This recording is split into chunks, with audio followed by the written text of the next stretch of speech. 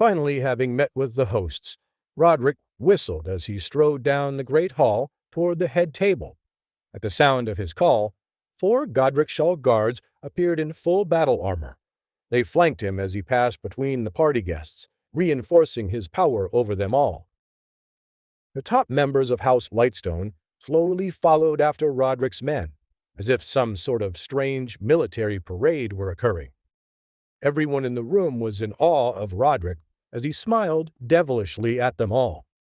This was the imposing manner the older teen wanted to be associated with him. He had never admired the chivalrous heroes in the old books half as much as he respected the dark warlords of old, the men who took what they wanted and were feared more than loved. However, this imposing procession soon got derailed when Rodric caught sight of Hagar Haraldson. Hagar was sure to keep his head down like the others, but rather than remain expressionless or reverential, he managed to smile defiantly at the spoiled Duke's grandsire. Although Rodric's status was slightly higher, Hagar was still someone above Rodric's infantile wrath. If Rodric messed with him, there would be an interfiefdom dispute, and his grandfather would grow undoubtedly upset. So instead of directly confronting Hagar, Rodric made a mental note to add him to his list of enemies, a physical list he'd created for foes that had wronged him in some way, people that he planned on harming once his father assumed the dukedom, or even when he was duke himself. Perhaps I'll back one of Hagar's many adversaries in his bid to claim the Herald's Land fiefdom. Maybe then he'll wipe that satisfied smirk from his face. That little scoundrel. How dare he act as if he were my equal? Before Rodric could say a word to Hagar, Nathan cleared his throat loudly and drew attention to himself. Rodric's eyes widened when he realized that Nathan was staring directly at him. Rodric smirked once more and led his bodyguards over to where Nathan was calmly waiting for him. Nathan used the power of Asura to detect the dark and twisted energy coming from Rodric, and knew the boy meant to cause them all harm. Rodric gritted his teeth at Nathan's expression, and was internally furious at the fact that nobody had dared to act as if he was just another party guest and not a powerful force to pay homage to. He had tried to size up Nathan in order to intimidate him, but to no avail. Who is this one over here, Lucius? The High Lord Lightstone anxiously laughed as he came up to Rodric's side. Him? Oh, he's young Master Nathan, from the small house Hayfield, a minor party guest. Please, do us honor and take a seat at the head of our table, Your Grace. House Hayfield? Yes, I remember now. With that, Rodric made a mental note to add Nathan to his list. Then he swiftly turned away and went to the head table. As he reached it, he immediately sat down in the High Lord Lightstone's seat, put his boots up on the table, and began to eat right from Lucius's plate. As he made himself at home, he didn't think twice about his actions.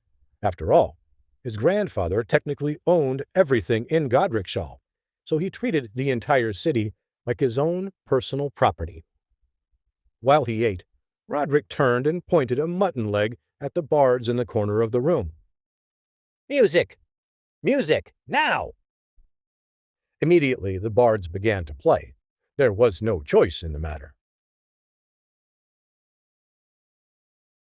Not those fast-flying animal noises.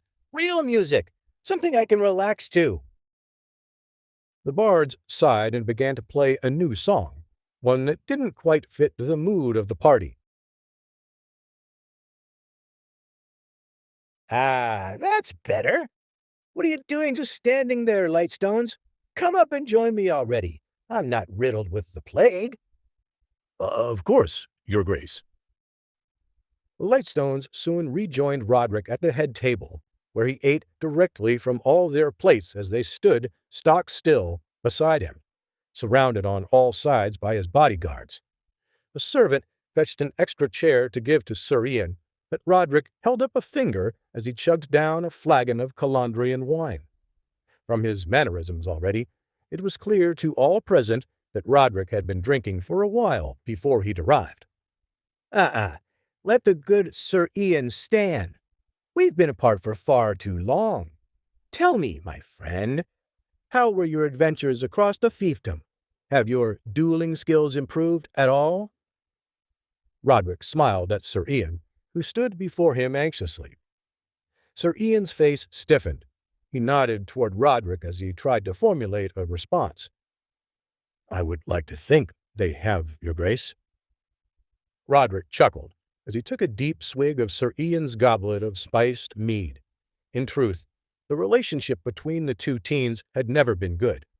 Years earlier, Rodric had bested Ian in a duel, and was about to ignore his yielding pleas when his aunt, the Lady Bella, intervened.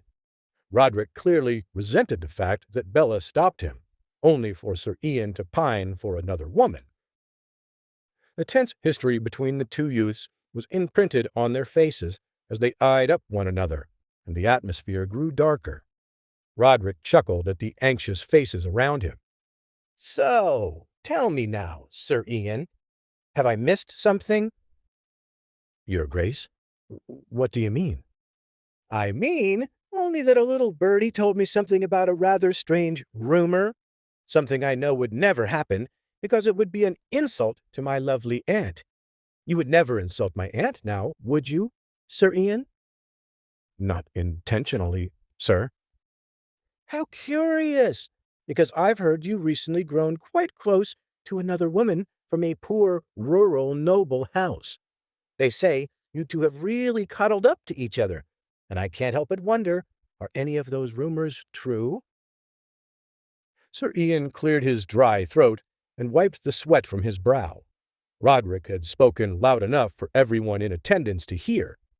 Clearly, his words were meant to denounce Sir Ian, and also try to bait him into a conflict through which Rodric could punish him further.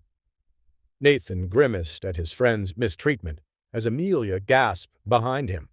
Anxiously, he tried to look over Nathan's shoulder to get a better look at the scene. Before Sir Ian could respond, his father, Lucius, bellowed out into the crowd. "What vicious rumors! These are merely slanderous lies that float amongst the darkest refuse of the city streets. I'll kindly ask you to not repeat them in my halls, young Master Rodric." Rodric smiled at the High Lord Lightstone's emotional reaction. Lucius was growing tired of playing Rodric's games, and it was obvious to anyone that saw his face that he wished the spoiled teen would leave. Rodric, however, was just getting started.